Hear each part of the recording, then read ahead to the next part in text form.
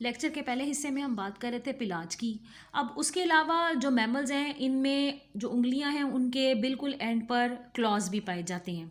तकरीबन ये तमाम एमनियोट क्लासेस में पाए जाते हैं। एमनियोट क्लासेस में आपको पता है कि बर्ड्स भी आ जाते हैं, रेप्टाइल्स भी आ जाते हैं और मैमल्स भी आ जाते हैं। तो क्लॉज जो हैं ये भी कैराटिन नाम की प्रोटीन की जो फॉर्मेशन है उससे बनते हैं, उसी की फॉर्म में थोड़ी सी चेंजेस आते हैं उससे बनते हैं। टर्मिनल फैलिंग्स पे पाए जाते हैं, यानी जो उंगलियों की डिजिट्स, उंगलियों के जो ये हमारी बोन्स हैं छोटी छोटी, इनके बिल्कुल टिप पर ये पाई जाती हैं। और जहाँ बोन ख़त्म होती है उससे आगे ये एग्रीगेशन इनकी शुरू हो जाती है। In some mammals they are specialise to form nails और हूव्स। कुछ जो मैमल्स हैं उनमें ये नेल्स बनाते हैं, जैसे हम ह्यूमन बींग्स की बात करें तो हमारी बॉडी में ये नेल्स बनाते हैं, और हमारे अलावा जो कुछ मैमल्स हैं उनमें ये हूव्स बनाते हैं। इसकी डायग्राम यहाँ पर आप देख सकते हैं। इन्होंने अंगुली ग्रेड्स और सब अंगुली ग्रेड्स के दरमियान में जो है ये फॉर्मेशन दिखाई है। इंसान की ऐसे फॉर्मेशन है। इसी तरह आप हॉर्स के बारे में भी आपने देखी है। अंगुली ग्रेड्स जो है एक छोटा सा ग्रुप है जो कि मैमल से ताल्लुक़ रखने वाला एक छोटा सा ग्रुप ऑफ ऑर्गेनिज्म है। ये हूफ है, ये नेल है और ये क्लॉ प्रॉपर बना हुआ है। उसके बाद यहाँ हम बात करें अगर इनके ग्लैंड्स की, तो मैमल्स में जो ग्लैंड्स हैं वो काफ़ी सारे हैं। बेसिक जो ग्लैंड स्किन से रिलेटेड है, एक तो है सिबेशियस ग्लैंड, ये ऑयल ग्लैंड्स कहलाते हैं। ये हेयर की बेस पर भी पाए जाते हैं, ऑयली सिक्रीशन पैदा करते हैं जिसको सीबम कहते हैं। इससे वाटरप्रूफ रखने में स्किन को मदद मिलती है, माइक्रोब्स को हटाने में मदद मिलती है। ये ड्राइनेस को रिमूव करता है। स्किन पे भी ये होते हैं और इसकी वजह से ऑयली सिक्रीशंस जो हैं वो स्किन पे भी इम्पैक्ट अच्छा क्रिएट करती हैं। अगर किसी की हद से ज़्यादा सिबेशियस ग्लैंड जो है, ऑयल ग्लैंड जो है वो एक्टिव है, तो फिर उन्हें एक्नी वगैरह का प्रॉब्लम होता है। एनी हाउ, उसके बाद सुडोरीफेरस ग्लैंड की बात करें तो ये स्वेट ग्लैंड्स हैं, ये पसीना पैदा करते हैं। ये आगे से दो तरह के हैं, जो एपोक्राइन है और जनाब स्मॉल जो सुडोरीफेरस ग्लैंड है वो ई क्राइन है। ई क्राइन जो है ये पानी की सिक्रीशंस को जो है वो रिलीज करता है और इसको एवेपोरेटिव कूलिंग के दौरान जो है ये हमारे जिस्म से खारिज करता है, जिसकी वजह से ऐसा पसीना आने की वजह से आपको ठंडक का एहसास होता है। जो बड़े सुडोरीफेरस ग्लैंड्स हैं ये एपोक्राइन कहलाते हैं। ये जो सिक्रीशन रिलीज करते हैं उसमें सॉल्ट भी होता है, जिसकी वजह से उसका टेस्ट जो है वो नमकीन आपको लगता है। यूरिया होता है, नाइट्रोजनस वेस्ट है और पानी है, जिसकी वजह से जो माइक्रो ऑर्गेनिजम्स हैं वो स्किन पर जो है वो ऐसे कंपाउंड्स भी पैदा कर देते हैं जिसकी वजह से इल स्मेलिंग जो है वो आ जाती है। उसके अलावा मैमल्स के जिस्म में सेंट या मस्क ग्लैंड पाए जाते हैं और ये फेस के पास, फीट के पास, एनस के पास पाए जाते हैं। बहुत सारे ग्लैंड जो है वो फेरोमोन्स रिलीज करते हैं। फेरोमोन्स ऐसे केमिकल मैसेंजर्स होते हैं जो कि एक ऑर्गेनिज्म रिलीज करता है ताकि वो दूसरे अपनी सेम स्पीशी के दूसरे जानदार, मेल या फीमेल, एक दूसरे को जो है कम्युनिकेशन कर सकें। तो ये डिफेंस में हेल्प आउट करते हैं, स्पीशी रिकग्निशन में मदद देते हैं, सेक्स रिकग्निशन में मदद कर देते हैं कि मेल ऑर्गेनिज्म है या फीमेल ऑर्गेनिज्म है। इसके अलावा टेरिटोरियल बिहेवियर दिखाने में मदद देते हैं। टेरिटोरियल बिहेवियर वो बिहेवियर होता है जिसमें एक जानदार जिस जगह रहता है उसको डिफेंड करता है और उसमें किसी दूसरे जानदार को आने नहीं देता। अब बात कर लेते हैं मेमरी ग्लैंड की। मेल में भी होते हैं लेकिन नॉन फंक्शनल है, फीमेल में ये दो हैं।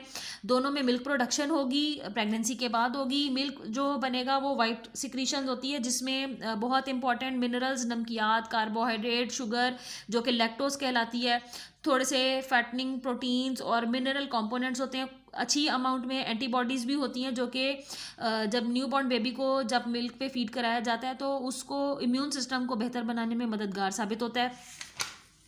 उसके बाद आगे की अगर हम बात करें तो इन जानदारों में स्कल और टीथ बड़ी इंपॉर्टेंट है। स्कल जो है वो जनाब खोपड़ी की हड्डी, क्रेनियम कहलाती है, जो कि दिमाग को अच्छे तरीके से उसने अच्छे तरीके से उसने होल्ड किया होता है। इस स्कल की अहमियत इस लिहाज से भी है कि हमारा, क्योंकि ब्रेन जो है वो बड़ा सेंसिटिव ऑर्गन है, हमारा दिमाग जो है, तो उसको प्रोटेक्शन देना बहुत ज़रूरी है।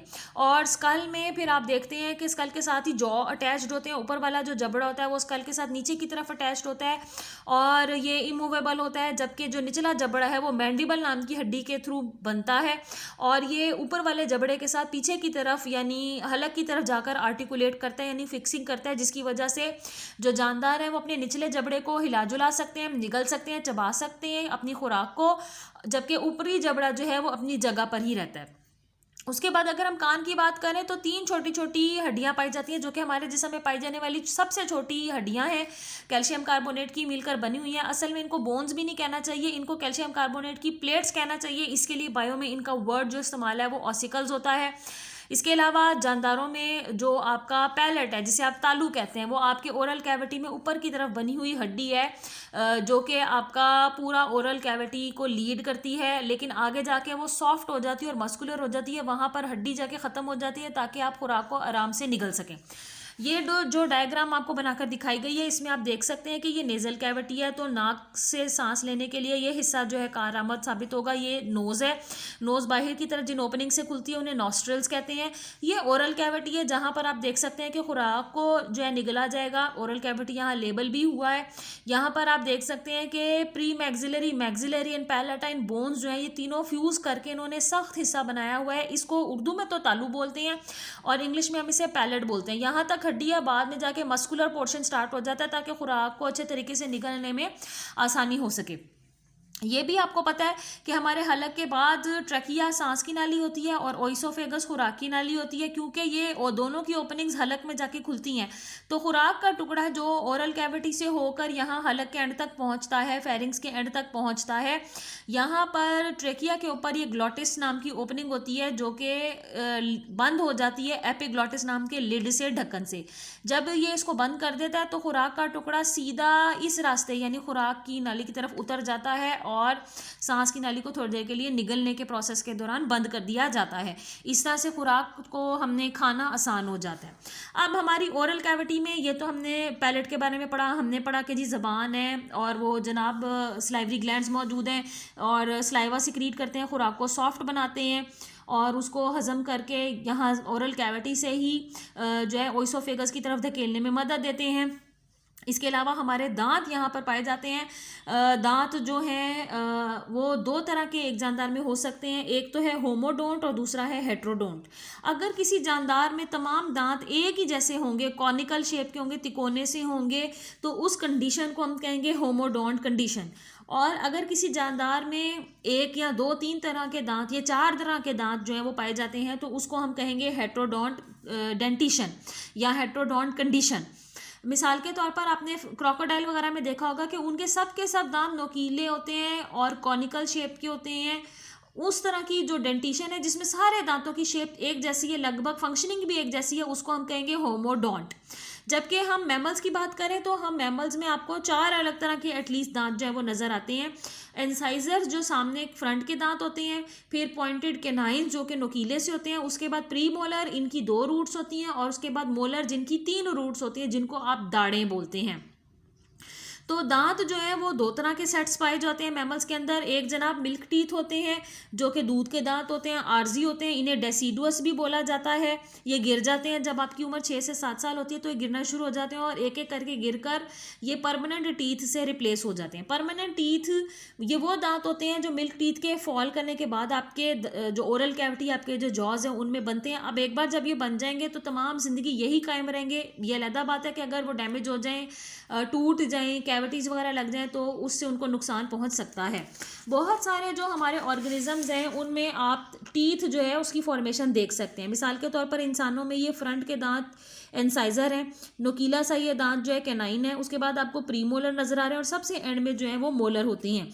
कुछ जानदारों में फ्रंट के दांत और पीछे के दांतों के दरमियान में एक गैप पाया जाता है, इस गैप को डायस्टामा कहते हैं। आपको इस जानदार में भी नजर आ रहा है, इस जानदार में भी नजर आ रहा है।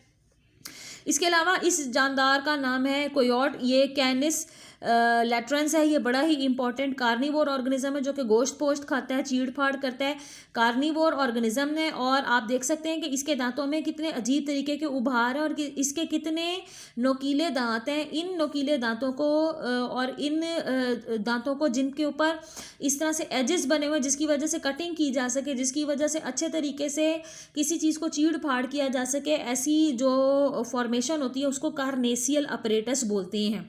अब ये जो हमारे दांत हैं, 4 तरह के हमने बात की। ये कुतर के खाने वाले जानदारों में कुतरने के लिए, खुरचने के लिए भी काम आते हैं। हम इंसान जो है वो कुतर कर और खुरच के तो नहीं खाते, हम तो चबा कर खाते हैं। जितने भी तरह के दांत होते हैं एक ऑर्गेनिज्म में, उसको एक तादाद में ख़ास तरीके से लिखा जा सकता है, जिसको हम कहते हैं डेंटल फार्मूला। डेंटल फार्मूला जो है ये एक्सप्रेशन है नंबर्स में किसी भी जानदार के जॉ के अंदर पाए जाने वाले टीथ की तादाद और उसकी अक़साम का। मिसाल के तौर पर इंसान का जो जबड़ा है उसमें आप देख सकते हैं, आधा जबड़ा आप एक तरफ का देखें तो उसमें 2 इंसाइजर्स हैं, 1 कैनाइन है, 2 प्रीमोलर है और 3 मोलर्स हैं। प्रीमोलर और मोलर में फ़र्क ये, प्रीमोलर साइज में थोड़े छोटे होते हैं और इनकी 2 रूट्स होती हैं जो कि मसूड़े के अंदर होती हैं। मोलर्स दाढ़ें ये बड़ी होती हैं साइज़ में, आपके जॉ के अंदर सबसे पीछे की तरफ पाई जाती हैं और इनकी 3 रूट्स होती हैं। तो ये आधे जबड़े, जैसे ये है इस वक्त आपको यहाँ से आधा जबड़ा नज़र आ रहा है, उसका ये डेंटल फार्मूला यहाँ पर लिखा हुआ है। और इसको अगर आप 2 से मल्टीप्लाई कर दो तो ऊपर वाला सारे जबड़ा यहाँ से लेकर यहाँ पीछे तक सारे दांतों की जो तादाद है वो आपको पता चल जाएगी। जब आप इसको 2 से मल्टीप्लाई करेंगे तो आपको पता है कि 4 इंसाइजर्स, 2 कैनाइन, 4 मोलर प्रीमोलर और 6 मोलर होते हैं। तो इस तरह से डेंटल फार्मूला लिखा जाता है। इसी तरह बिहेवियर की भी इन्होंने आपको मिसाल दी हुई है। इसका डेंटल फार्मूला 1 इंसाइजर, कैनाइन नहीं है, 1 प्रीमोलर, 3 मोलर इसमें पाए जाते हैं। आपको पेपर में अक्सर सवाल पूछा जा सकता है कि write down the dental formula of human और बिहेवियर, या दोनों का भी पूछा जा सकता है, इसलिए ये आपको बहुत अच्छे तरीके से याद करने की ज़रूरत है। तो जनाब मैमल्स के जिस तरह के दांत हैं उसी तरह की इनकी खुराक है। मिसाल के तौर पर जिन जानदारों के चपटे दांत हैं वो हर्बीवोर हैं, प्लांट का मटेरियल खाते हैं। प्लांट का मटेरियल खाने वाले ऑर्गेनिज्म में भी 2 तरह के ऑर्गेनिजम्स हैं। कुछ वो हैं जो सिर्फ ग्रास और लीफ पोर्शन खाते हैं, तो उनको ग्रेजर्स कहते हैं। कुछ वो मैमल्स होते हैं जो कि हर्बीवोर होते तो हैं लेकिन वो पौधे की शाख, पौधे का फल, पौधे का फूल, उसकी ट्विग्स सब खा लेते हैं, तो उनको हम जो है वो फिर ग्रेजर्स नहीं कहते, उनको हम एक और टर्म जो है वो यूज़ करते हैं। इसके अलावा बहुत सारे जो मैमल्स ऐसे हैं वो ओमनीवोर्स हैं, यानी कि वो प्लांट मटेरियल भी खा लेंगे, वो फ्लैश मीट भी खा लेंगे, वो ग्रेन्स, चावल वगैरह सब खा लेंगे। हम भी ओमनीवोर्स की कैटेगरी में आते हैं। जो ओमनीवोर्स ऑर्गेनिजम्स हैं उनमें तकरीबन आप देखेंगे कि हर तरह का दांत मौजूद है। तो इसके अलावा जो हर्बीवोर्स हैं उसमें हमने बात की है ग्रेजर्स की, जो लीफी पोर्शन खाते हैं। और मैंने आपको अभी जैसे बताया कि वो भी ऑर्गेनिजम्स हैं जो कि पौधे का कोई भी पार्ट खा सकते हैं, उसमें फल, फूल, शाख, ट्विग वगैरह सब खा सकते हैं, तो फिर उनको ब्राउजर्स कहते हैं। तो ग्रेजर्स और ब्राउजर्स के दांत ज़्यादातर जो हैं आप देखोगे कि चपटे हैं, ताकि वो अच्छे तरीके से प्लांट मटेरियल को हज़म कर सकें, उसको क्रश कर सकें और उसको थोड़ा थोड़ा करके जो है स्टमक में क्रश करके भेज सकें, क्योंकि उसमें प्लांट मटेरियल जो होता है, प्लांट मटेरियल इतने आराम से हज़म नहीं होता और उसमें सेलुलोज जो है उसको हज़म करना आसान नहीं होता। तो जो हमारे हर्बीवोर्स हैं उनके जिस्म में स्टमक के अंदर ऐसे बैक्टीरिया पाए जाते हैं जो सेलुलोज को हज़म करने के लिए एंजाइम बनाते हैं, सेलुलेज। इसलिए बहुत सारे जो हर्बीवोर्स हैं वो जुगाली भी करते हैं। अच्छा जी, उसके बाद अगर हम बात करें कार्निवोर्स की, तो कार्निवोर्स में कार्नेसियल अपरेटस आप देखेंगे जिसमें बड़े शार्प कटिंग एज बने होंगे दांतों में, और इनके कैनाइन बड़े बड़े लंबे होते हैं, बाज़ दफ़ा वो मुंह से भी निकले होते हैं जिससे ये गोश्त को चीड़ फाड़ कर सकते हैं। और कार्निवोर्स बड़े इंपॉर्टेंट, बड़े अच्छे प्रीडेटरी मैमल्स भी हैं। प्रीडेटर क्योंकि ये पहले जिंदा जानदार के ऊपर अटैक करेंगे, उसको किल करेंगे और फिर उसका गोश्त जो है वो खाना पसंद करेंगे। तो जो कैंची की तरह इनकी शेयरिंग सरफेसेस बनी हुई हैं इनके दांतों में, उन्हें कार्नेसियल अपरेटस बोलते हैं। ये एक इंपॉर्टेंट शॉर्ट क्वेश्चन है जो कि पेपर में पूछा जा सकता है। इसके साथ हमारा आज का लेक्चर का दूसरा पार्ट ख़त्म होता है।